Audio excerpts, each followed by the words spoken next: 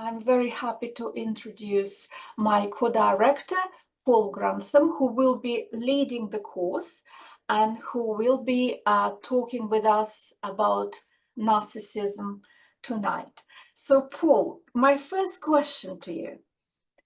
As I said already, it's not your usual topic for training of mental health professionals. I mean, it's not your depression or anxiety, you know what I mean, or health anxiety.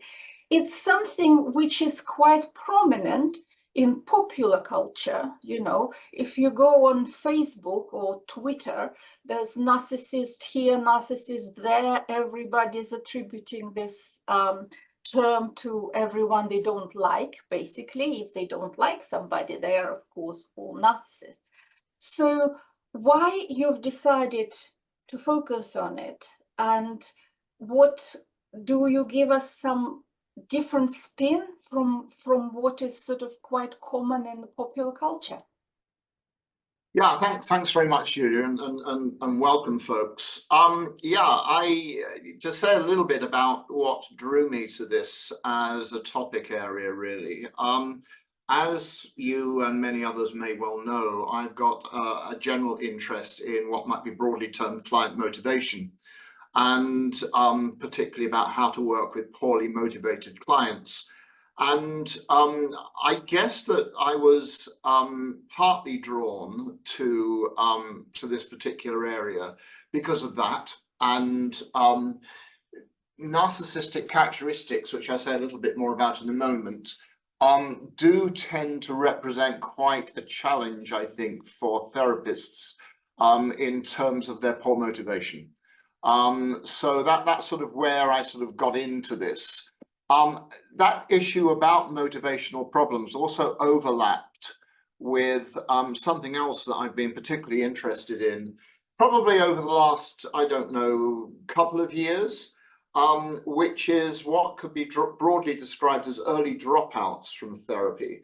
My interest in this really started off with the data that was coming out from the IAPT and Now Talking Therapies evaluations, which found that somewhere between about 15 and 20% of clients dropped out by session 2 in therapy. And there's a tendency in the evaluation data to discount that group of people, but I was actually interested in that from a different angle, which was, why was people's motivation not sufficiently great to stay in therapy? And although my attention was drawn to this within IAPT, to be honest with you, I started being quite interested in it within my own therapy sessions, and also as well in the therapy sessions that my supervisees would bring along. And I think what I just want to say about that is that in all instances, there tends to be a tendency to dismiss these people. They tend to be classified as being poorly motivated, not engaged, whatever. And to be honest with you, because they drop out quite quickly, they don't, generally speaking, I think, create any sense of anxiety in practitioners, which would lead them to bring them along, for instance, to supervision. So that was part of my early interest and about how I got into this, because for reasons I'll go into a bit more detail about at the moment, it struck me that there was this group of people who had characteristics or personality attributes which made them more likely to drop out early on. And I think there's a tendency, not just because people they don't make therapists feel anxious, because I hate to say it, it's a little bit of out of sight, out of mind. But I think for that reason, there's not really been much attention given to how to engage these folk. I think the general assumption was they're not interested, they're not motivated, what can you do about it, and so on and so forth. So that was sort of one angle. The second angle was I was quite struck by the fact that there are some folks that you can be working with in therapy and who engage well, or at least appear to engage well, who are also, if you're using therapeutic tasks, for instance, can appear to be quite compliant, and appear, in inverted commas, to be saying the right things, feeling the right things, doing the right things, but they don't change. And I've always found that to be an interesting challenge, I guess. And finally, there's the whole thing about how we as therapists respond to the personalities of the clients that we've actually got in front of us. And there are certainly some individuals that we experience as being difficult in some particular way. And I think that our reaction to them, what obviously many people will call countertransference, but our reaction to them and our response to them often means that we don't want to look at them in any great detail. There's also a subgroup as well who usually are not seen as a challenge, but actually the opposite. They're often experienced as being very pleasant and engaging and often very articulate. But where actually, again, there may be elements in our own reaction to them, which really, in all honesty, needs to be looked at and managed. So putting all of that together, I guess I was quite interested in it from a motivational perspective, which led me into starting to look at this, because the thing that actually struck me, and I suspect is the case for practically everybody here this evening, generally speaking, you do not get people being referred for narcissism. And you certainly don't get people coming along saying, I have a narcissistic personality, please help me.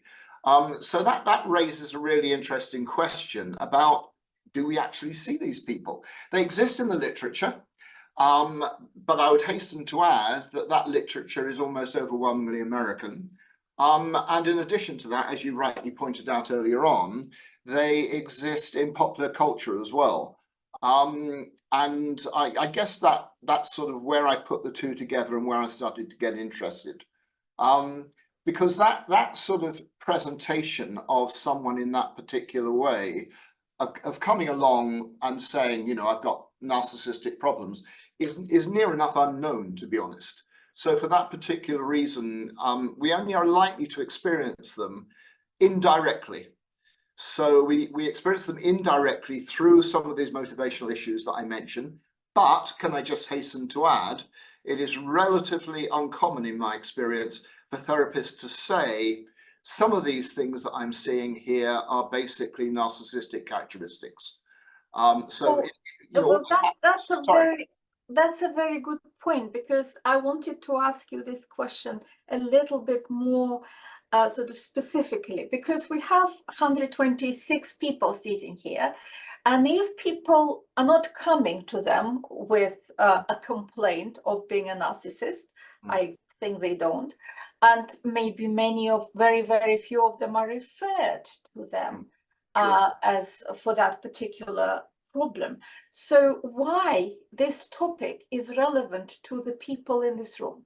So as counselors, as therapists, as psychologists, how they can be aware of it, and secondly, how they can guess that maybe somehow what they see is affected by underlying narcissism.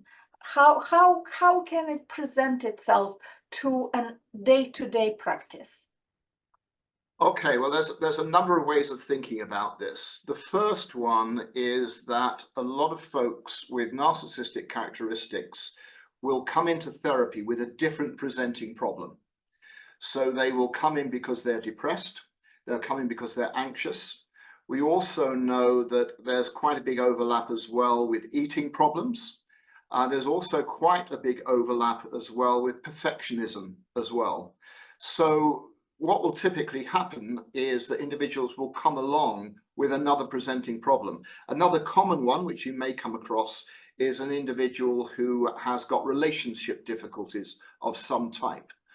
So that's why they actually come along. And not surprisingly, the natural inclination of the therapist is to focus on that and to probably draw on existing theories about how that problem's come into being. So that's how people come in, I think.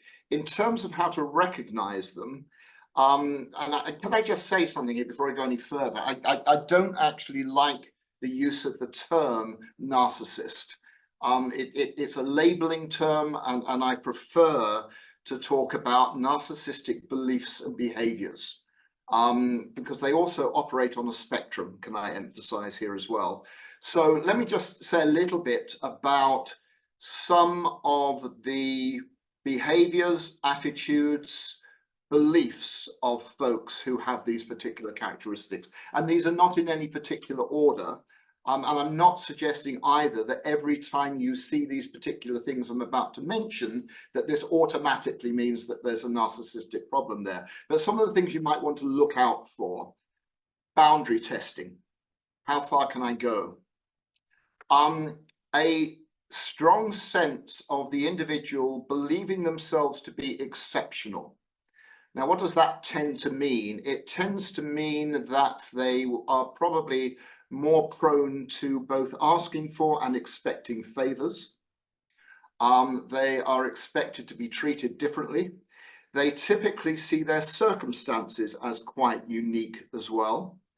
And there is a general, what might be broadly termed, low-level paranoia that's around. So if there's a problem, it's somebody else that's causing this. It's not about me. It's about somebody else or other people. And that sort of, unfortunately, also manifests itself in quite a dichotomous attitude towards people generally. So broadly speaking, there is a tendency to see individuals as either being for them or against them. So there's sort of no middle ground there at all. This in turn, can I just say, exists in a number of different ways. I think that probably most commonly, and what is probably focused on the most in the literature, is what might be broadly termed extrovert narcissists. These are folks typically who are loud, rather vain, attention-seeking, tend to be ambitious at the expense of others. Although, can I also hasten to add that they can also be very sociable, charming, and well-liked as well. But they're still prone to victimhood. And I think particularly importantly, which is an issue which I think will commonly crop up in therapy, is they are very, very sensitive indeed to anything that they might construe as a criticism.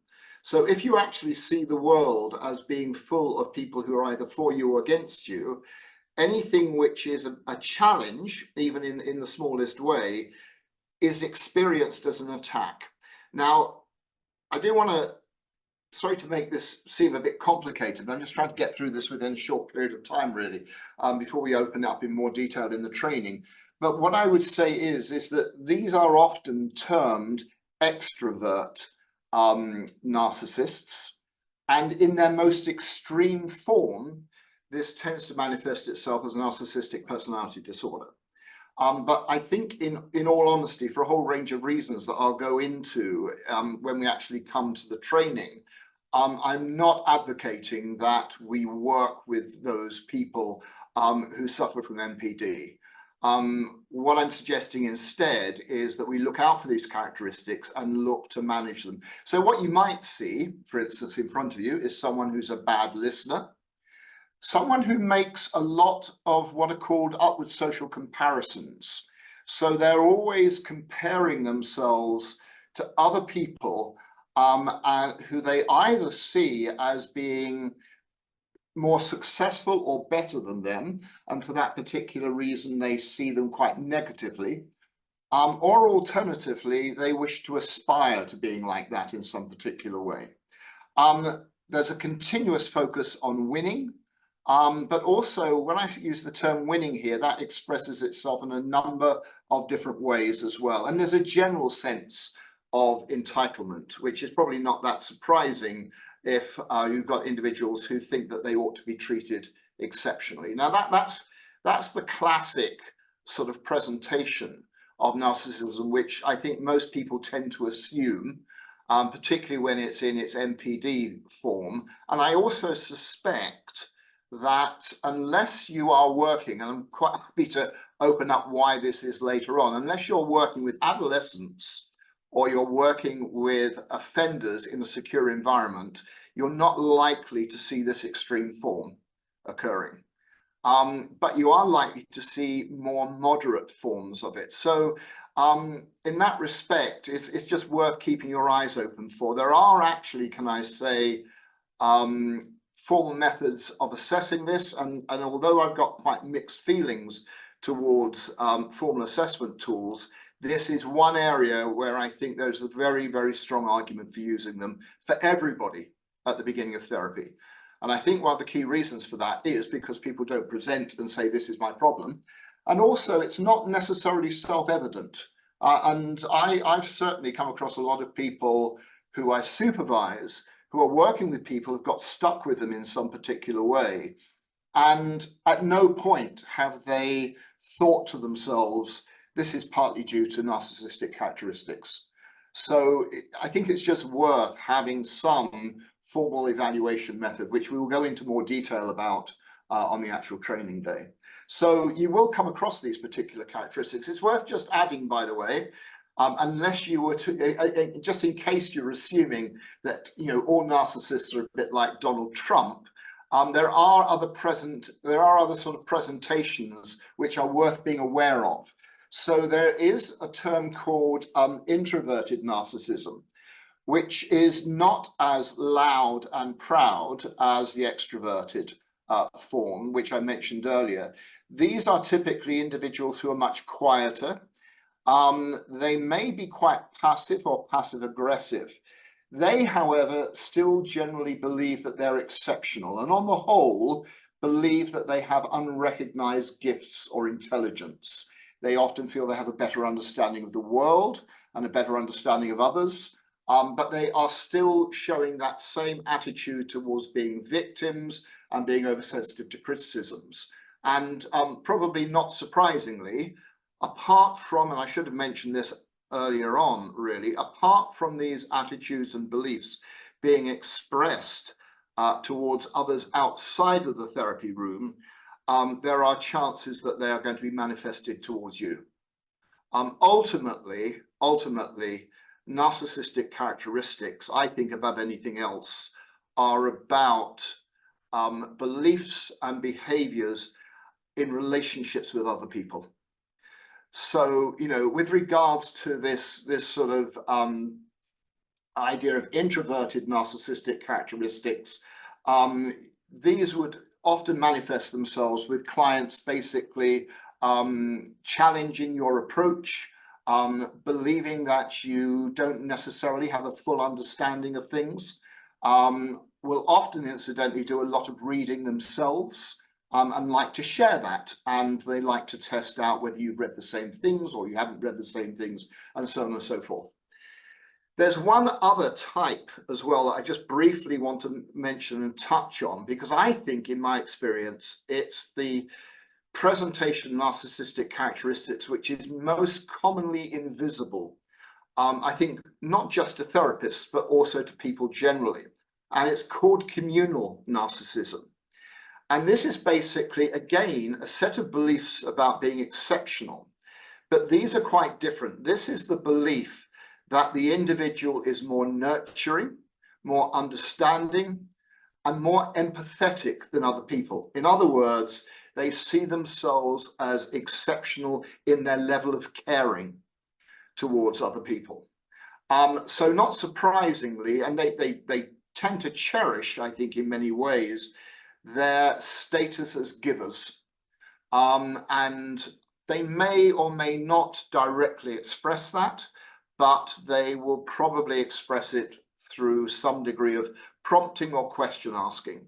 And because such individuals, particularly when they're being seen in the cocooned bubble of a therapy room, and this, by the way, is a general challenge with working with these characteristics, is we are typically, as therapists, very, very reliant on the self-report that the client provides us with. So what the client is saying about themselves, their world, and other people, we understandably have a natural inclination to take at face value. So when somebody is basically giving a narrative about their attitude of caring towards others, of looking after others, of being concerned about others. There is a natural inclination on the whole, I think, to buy into that, and it becomes even more invisible. If you've actually got clients who present in that particular way, all I would say is be on the lookout for this, because again, that potentially creates problems rather than solving. Mm, mm. Well, it's fascinating. Even just these three types of narcissistic behavior are fascinating. And when you mentioned about the communal narcissists who are looking after others, maybe they also look after the whole planet, or they look after, you know what I mean? We have quite a lot of that currently. So just a few questions very quickly from the chat box. In terms of presenting of narcissistic tendencies, are they gender related at all? Good question. There is a big gender split on narcissistic personality disorder. So males present much more commonly with this. But, and this is a very big but, that is only at the personality disorder end of things. When you're looking at more moderate to high, but not extreme expressions of narcissistic characteristics, there do not appear to be any gender splits. Interestingly enough as well, there's that sort of gender split in its extreme form really tends to only apply to that loud presentation that I mentioned earlier on, that introvert characteristics, when they're presented, and also communal ones, there does not appear to be any gender difference between the two. Yeah, that's very, very interesting. And also you are talking about this whole spectrum, you know, Yes. before you get to narcissistic personality disorder. And there's another question about the spectrum, Yeah. is autism. And this is a question from Jeffrey. This black and white thinking, they are for me or they're against me, can be presented in autism. How narcissism relates or doesn't or presents itself with autistic clients. Okay, so I think the first thing I would want to say on this, and again, it depends on the degree of severity. But if you're just looking broadly speaking at narcissistic characteristics that interfere with functioning in the broadest sense, then we're talking up to about a quarter of the population. So the first thing I want to emphasize here is don't assume that one automatically equals the other. It doesn't. It's a much larger group.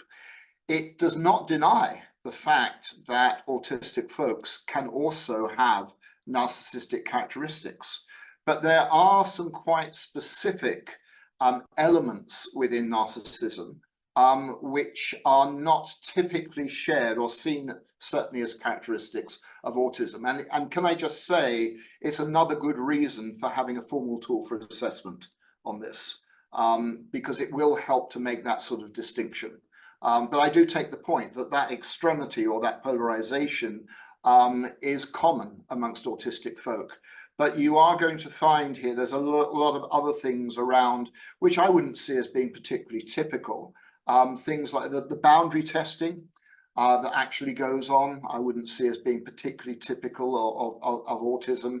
And also the exceptionalism in terms of the way in which it presents in this, I wouldn't assume either.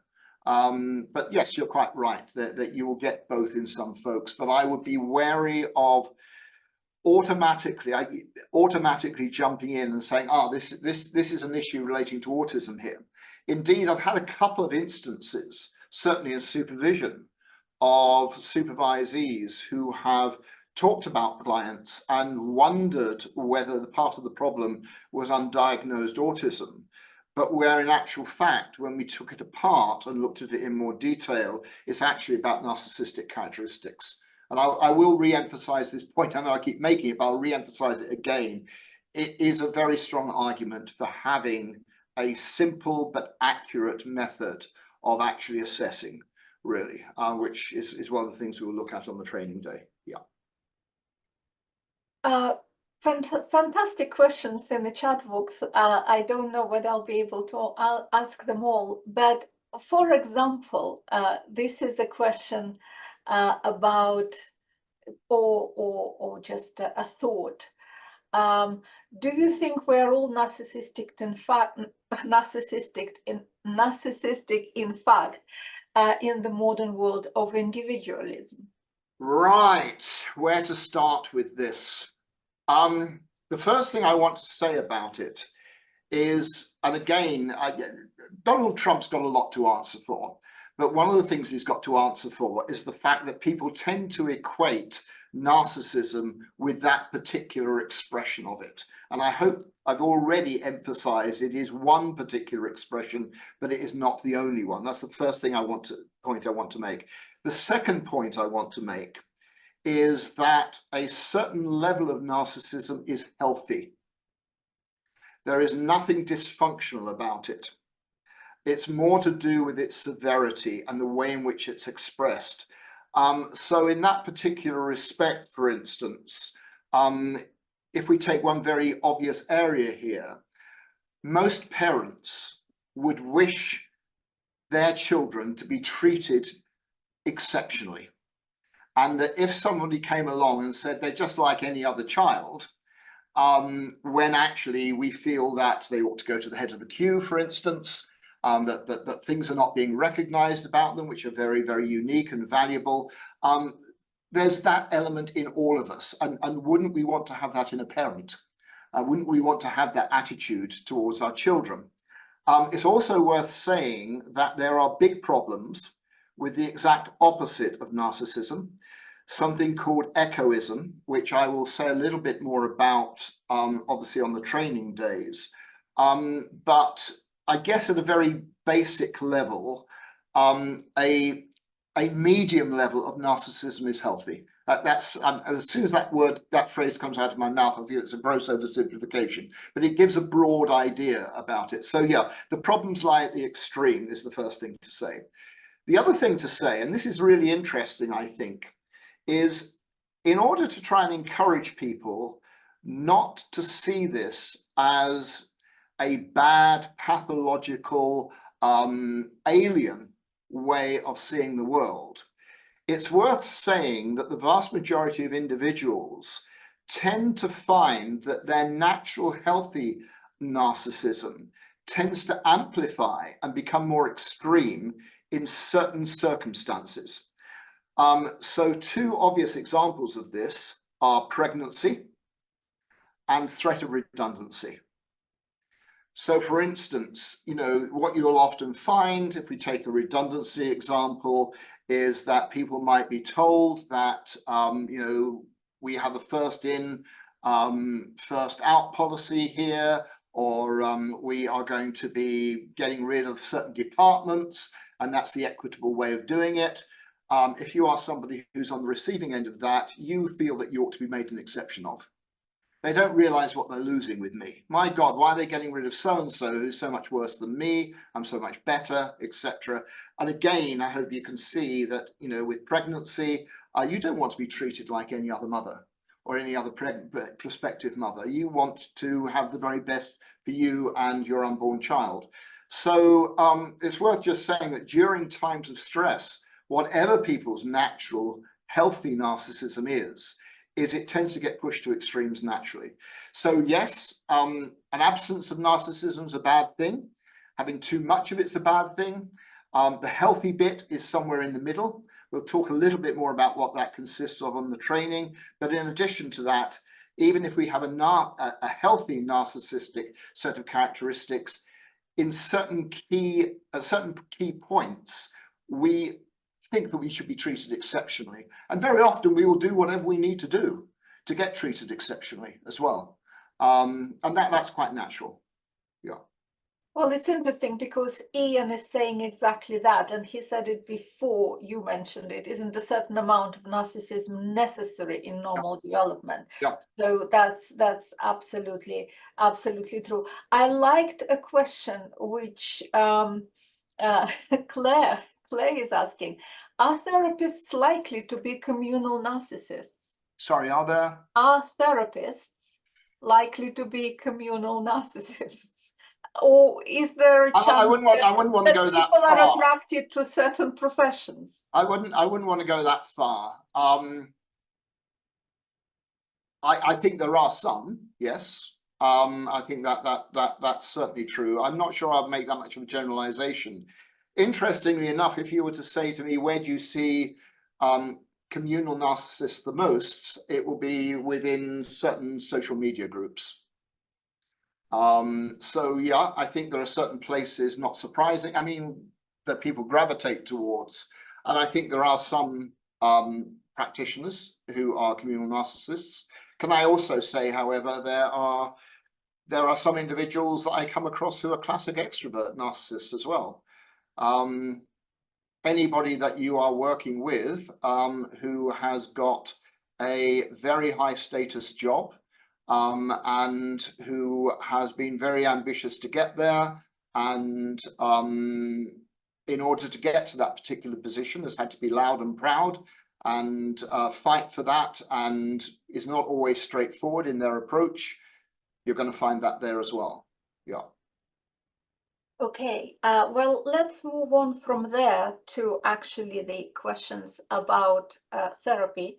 Yeah. And what can be done about narcissistic individuals if they come to therapy? Does the problem of narcissism needs to be addressed itself, or we are dealing with other issues which are presented but bearing it in mind?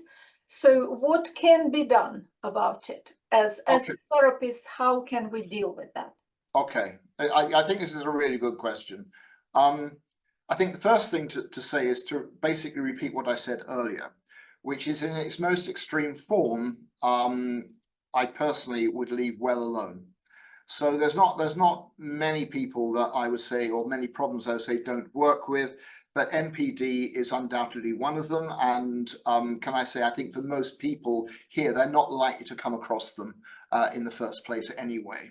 But what you are likely to come across is obviously people with narcissistic characteristics who basically present for other reasons. So do you get involved with it? Well, apart from not making it your primary target, and I do want to emphasize that, what I would say is there's two ways in which you might be making a decision about getting involved with it. The first one is one which is again very close to my heart over the issue of motivation, which is when these narcissistic beliefs interfere with therapy in some way.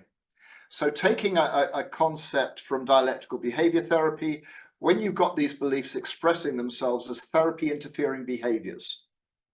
So non-compliance, inconsistency in attendance, every conversation feels like it's a battle.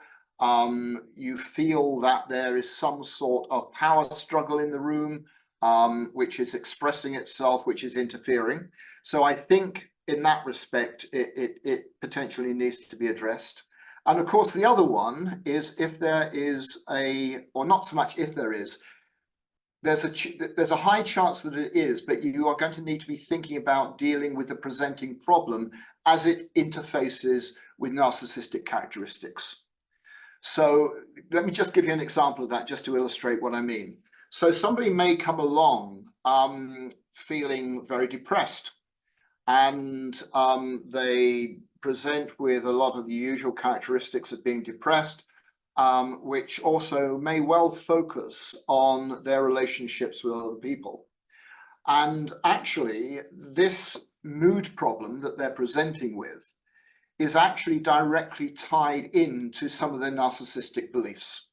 So to take an obvious example here, if I believe that I should be treated exceptionally, and people are not treating me exceptionally, and I get depressed as a result of that, then those particular narcissistic type beliefs would need to be looked at. Equally, if somebody comes along with a relationship-based problem, which incidentally, they are likely to either, I was going to say unsubtly, but often very subtly as well, present as primarily lying with the other person. But actually we discover that some of their own beliefs about the other person, for instance, maybe their belief that they're not praised all the time by somebody that they're in a relationship with, and that this person is always very highly critical of them and never gives them any positive feedback, is actually their perception based on a belief. And that this interferes with their ability to have that relationship, then again, that would be one of the areas where we would actually want to look at some of those narcissistic type beliefs as they impact on the presenting problem. But I would be very wary indeed of, in a sense, treating narcissism as a problem.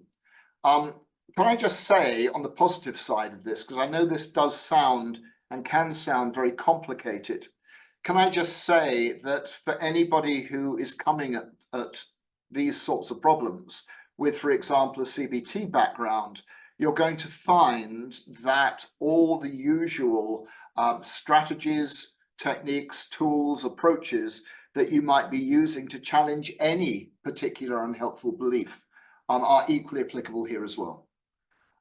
So in that respect, it's not, in terms of what you do, it's not fundamentally, I mean, there is an order to these things, and the things that you're going to focus on and the things you're not going to focus on, I think is you know, it's a bit more complicated, but the actual strategies, I think, are very similar. One other thing I should actually just say about this, which I think some of you will naturally will naturally buy into anyway, but I suspect not all of you do, is that because this is fundamentally about beliefs in relation to self and other people, you are going to find these beliefs and behaviors directed towards yourself.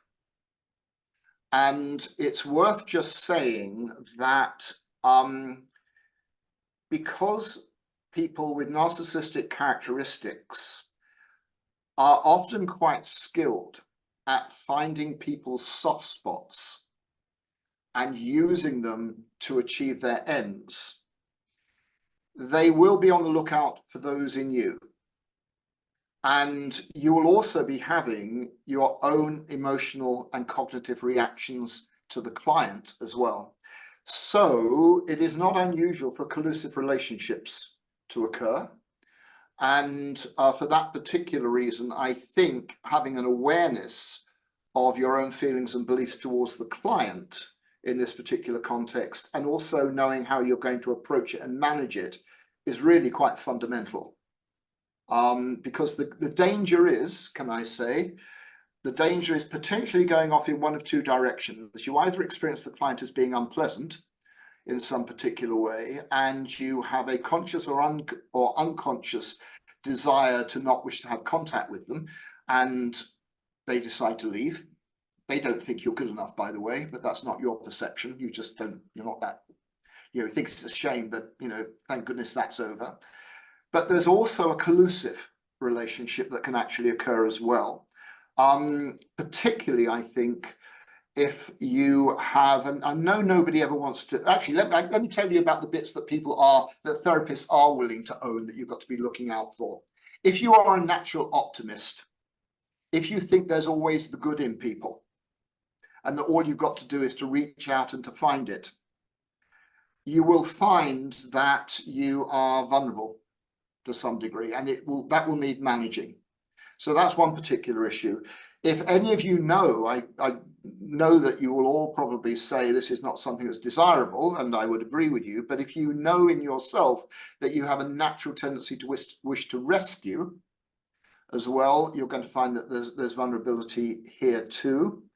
And also, I think, because the self-presentation as victim is so potentially seductive, I think, to therapists, there's also a danger there too. So what you feel and believe about the client is I think, very fundamental in doing this work, whatever modality whatever modality you're working with. Because it's going to, if you're not careful, it's going to lead you to be blind to certain beliefs that the person has, which interface with their problem, and which, as far as you're concerned, are totally invisible. So I think that's another, that's not about sort of the therapy work per se, but it is about our relationship with the person, because the beliefs that cause them the problem are about themselves and their relationship with other people. And from what I hear, it also our own set of beliefs, yes, which will affect the way we perceive the client. Oh, totally. So there was a question there that if narcissists projecting their superior beliefs on you, is that the only way is to change the client, or for them to change the therapist? What would you say would be the first step if you are coming across the client towards whom you feel those particular emotions you described? Would it be to take this case into supervision as a first step? How would you recommend? I'm probably going to go a step further than that and say, if on initial assessment these characteristics present themselves, and you can see where there is what appears to be an interface between that and the presenting problem, or potential problems with doing the therapy per se, then I think you need to automatically keep a close eye. I mean, part of this is determined by how extreme and severe it is. But I think at the very least, there should be some initial checking out that occurs in supervision. And if you can spot particular emotional engagement with the client on the basis of these characteristics, then I think that basically it needs to be a recurrent case that's looked at. Yeah. Well, Jonathan is giving an interesting example of working on Zoom with one of the clients of this kind, who decided to start making a meal in his kitchen during the session. And when he was challenged about it, got very upset and blamed the therapist. So that's probably one of the classic examples. I am very aware of the time, and I just wanted to mention that the course is 3 sessions of 3 hours, so it's 9 hours altogether. So obviously Paul will be able to go much more into the details, both in terms of the characteristics which you will be discussing and the things to be on the lookout for, and also on therapeutic work with this type of clients and what to be aware of. And I think on the last day of the 3 sessions, you're actually talking not just about working with the narcissistic clients themselves, but working with those who are in that sort of relationships with their partners who have those characteristics, and sort of tips in terms of how to deal with this type of people, both in work environment, because we probably know colleagues who are like that, or bosses who are like that, or with family members. Just say a few words about that so people know what to expect. Right. So the first thing I want to reiterate is that all of this is on the spectrum. So don't make the automatic assumption that this is, unchangeable bad news to be in that particular position. What I can say is managing people with these characteristics is easier according to the greater emotional distance that you have from them. So not surprisingly, it's actually easier to develop a strategy, for instance, with your boss, than it would be with your lover or partner. And indeed, one of the things I think makes dealing with a relationship with somebody who presents with these characteristics, apart from the severity of them, is the level of intimacy in the relationship. So that's the first thing I guess I want to say. Secondly, it is on the spectrum, as I said, and there are particular things that can be done, which are really quite good. This gets so complicated, but are quite good tests of knowing whether the relationship is salvageable, basically. So there's a concept called empathy prompts, which I'll be outlining to you and also going through how they can be used. And they are a useful in-relationship test for basically seeing whether this relationship is workable with or not. And I think for me, that was a really useful discovery, particularly, can I hasten to add, in romantic relationships, where very often I think the assumption is that if I am in a relationship with someone demonstrating these sort of characteristics, really the only option is leaving. That may be the answer, by the way, but it is not the only answer. And there are ways of testing out and potentially changing the nature of that relationship in less severe instances. I should also add, of course, that even if really the only option is to leave, then we have a whole different set of issues that need to be addressed, because very often we might have clients who know that this relationship is not changeable. They've tried in different ways, and they may have tried with you as a therapist as well, but come to the conclusion that that change is not possible, but they don't leave because of a whole set of series of beliefs that they have about themselves and also the relationship, which get in the way. So in those particular instances, the focus then becomes obviously the beliefs that the individual who is on the receiving end of this behavior needs to look at in more detail. It is worth, I said earlier that we'll be going into some degree of detail about what's called echoism, but there is often a tendency, particularly in romantic relationships, for people with the more severe narcissistic characteristics to be drawn to individuals who demonstrate echoistic characteristics, and also, can I hasten to add, vice versa as well. So it's tricky, but I do want, and one thing this is something else I should have mentioned earlier on. The outcome literature on working with narcissism is not large, but it does exist. And I certainly know of around about 12 to 15 controlled studies that have looked at effectively helping people to change their behavior and belief systems when they're presenting with these particular sorts of behaviors and characteristics. So what I'm trying to say here is it's not a lost cause automatically. And although getting out of a relationship might be the only option, there's a whole series of other things you can do in between.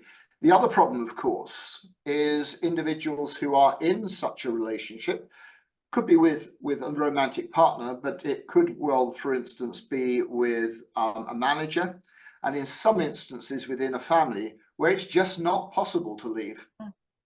You know, there is no other job to go to. And what do you do in that situation? You know, even though the behavior is totally and utterly unchangeable, what do you do? How do you survive, basically? And we'll be looking at that as well. Yeah, that last point I think is very, very important, because again, it's sort of like common wisdom dictates you walk away from a narcissist, but it's not always possible. It could be your parent, it could be your child, it could be your boss. There's so many situations when you need to find a much more workable strategy. And I'm glad that you're going to talk about it. There were a couple of questions about narcissism and age, both in terms of, I don't want you to answer them now because we are coming to the end, but just to tell us both about young narcissism and also narcissism of elderly people. Will you be touching upon that on the course? Yes. If you want a brief answer, clear answer. Thank you. Thank you. Well, we are coming up to 8 o'clock very quickly. I know there were more questions, and I will pass them all to Paul so he could incorporate them into the course. But as I said, you have 9 hours of this when you come to the course. And if you book tonight, you still have your 20% discount. And then you know our sort of decremental discounting program, so they go down, down, down. So eventually they'll come to the full price. Before we say goodbye, yes, thank you. I want you to ask to write a few words of comment in the chat box, so I could probably use them in our course materials. So if you enjoyed this topic, if it prompted some interesting thought process in you, please just write it in the chat box. I put the link to the course into the chat box, and you obviously all know how to find our website. I hope to see you on those 3 days. And now you can unmute yourself, say your goodbyes, and we'll see you soon. Thank you. Bye-bye. Take care, folks. Good to see you all. Bye. Bye-bye, everyone. Take care. Take care. Thank you. Bye-bye. Bye. Thank you. Yeah. Look after yourself. Bye, everyone. Thank you. Bye. It was Take good care. to see you all. Thank you for Yeah, it's coming. good to see you Bye. all. Yeah. You take Bye.